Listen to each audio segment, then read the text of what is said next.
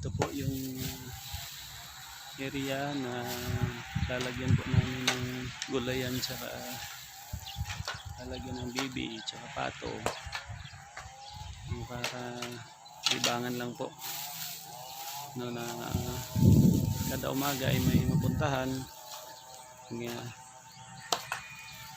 pakain sa mga bibi tsaka mga pato. At dito sa portion na ito ay pwedeng maglagay ng mga gulay. At dito po sa portion na ito, ito po yung bahay ng poultry, no? At dito sa portion na ito po ay para sa mga alaga. So lalagyan po natin ng harang dito sa gitna para hindi makapasok dito sa bandang mga may tanim, no? So itong area po ito ay malapit din po sa ginagawang kalsada, no, papunta sa National High School.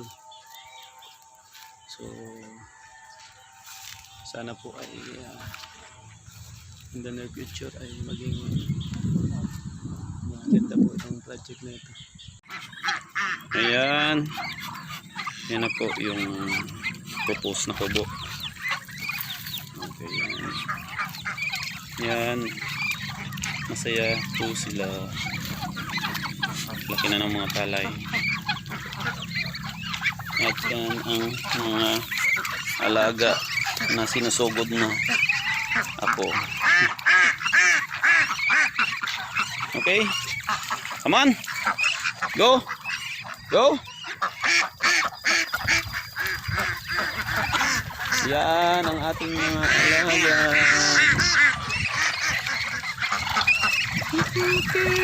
Fly!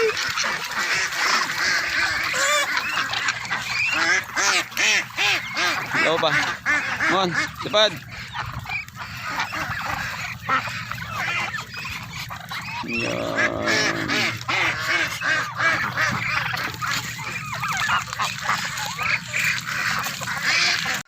Okay, nandito po tayo sa aming farm.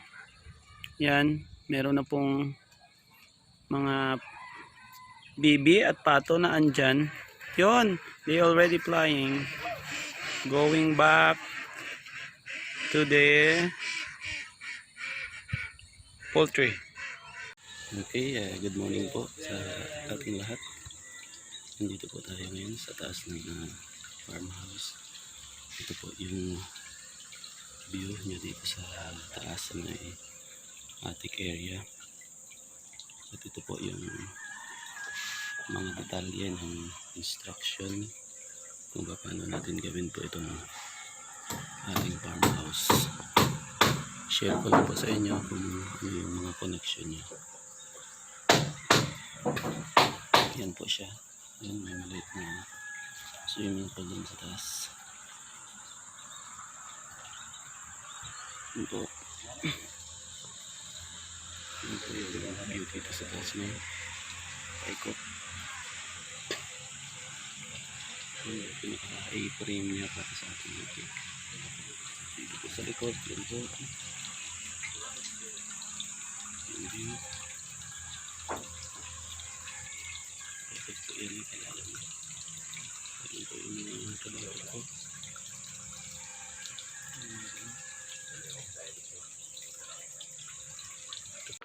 Ayan po, kaya namin po ginawa itong farmhouse na ito dahil ay babahayan po ito ng pabo. Ayun na, andun na sa taas. Pabo kali turke. Turke, ano pang pabo? Turke nga na, Ito pang isa susunod dito. Yan. At itong mga pato din. Yan. Ito kasi po yung amo nila, ito. Tama ka, oh, nagtin talaga.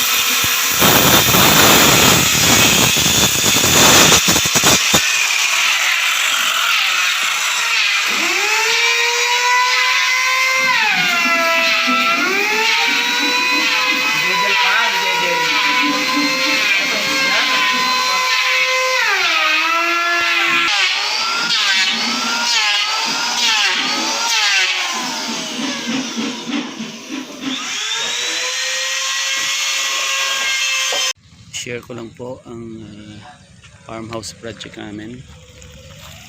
Under construction pa siya. Pero gusto kong ipakita sa inyo yung mga areas kung paano po namin ginawa ito. So under construction pa po ito. Ito po yung kanyang kabuuan dito sa ground floor. Meron po kaming poultry doon, talagang pato, baby, manok. So ginagawa po namin itong project na ito, farmhouse. So ikutin po natin.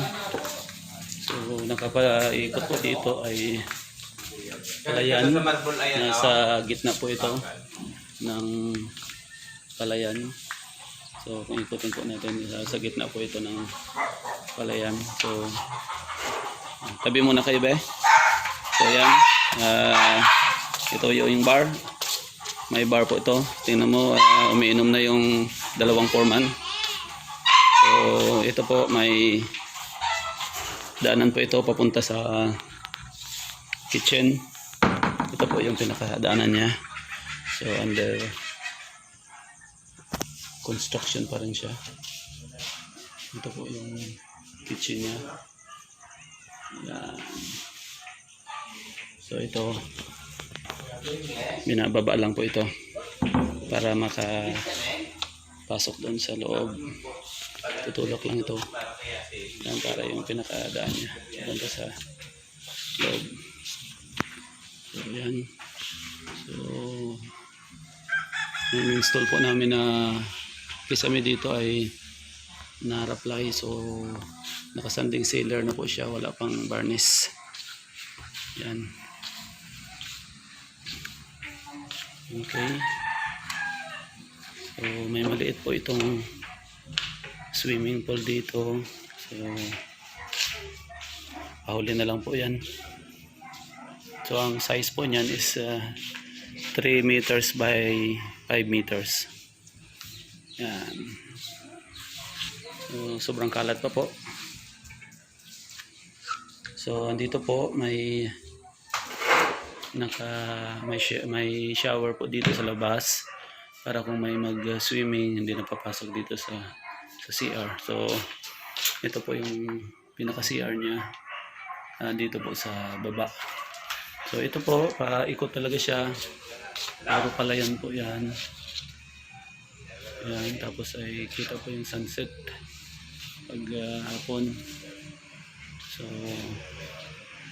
dito po tayo sa taas. Yan, okay na po din yung mga ilaw nito. So akit po tayo sa taas. Makikita po natin. So ito po siya. Ito na po yung pinaka kwarto niya sa taas. Ang kalat pa po.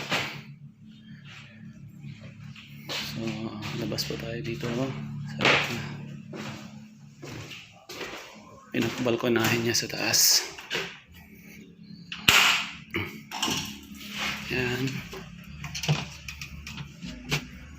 Okay.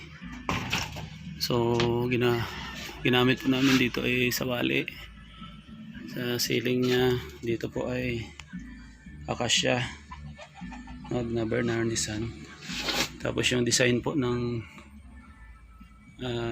door ay aluminum frame na wood design siya. So ito po yung baluster niya po is kakawati. So yung uneven cut lang po siya. So ito po yung pinaka view niya dito sa taas. Palayan talaga siya. So presko po yung dito. So okay po. Ito po yung pinaka kwarto niya. So hindi pa patapos. Lalagyan pa po namin ito ng linoleum or yung vinyl tiles. So hindi pa po na install yan po yung vinyl tiles na ilalagay po namin, wooden sign din. So meron pong attic window dito or yung dormer window. Ito po siya. Ayan. Pag binuksan mo siya, talagang preskong presko. So kabilaan po yan. Okay, so meron dito po sa taas. Wala pa siyang hagdan pero meron pong tulugan dyan. No, para sa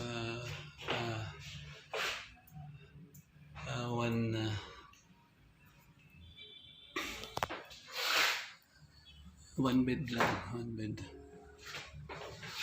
Single bed. Yan. Tapos ito po may nakala na rin pong aircon. Tapos ito po plan ko ito sa maliit na CR para hindi na po bababa pag may matutulog po dito. So ito po yung view sa kabilang side. Yan. And overlooking po yung poultry. Tapos yung pinaka-main highway niya po. Tapos sunset. Yan. Nakikita po yung sunset yan. Yan. May design na rin po ito ceiling. Puro na-reply din po ito. Yan, na-reply.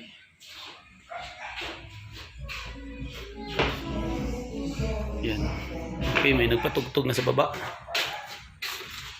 So, ito po yung views. Okay po. So, ano po? Ito mahogany stair. Wood stair. Hindi pa nalilinis pero lalagyan din po yan ng banis. So, ito po siya. Okay po. Nandito na yung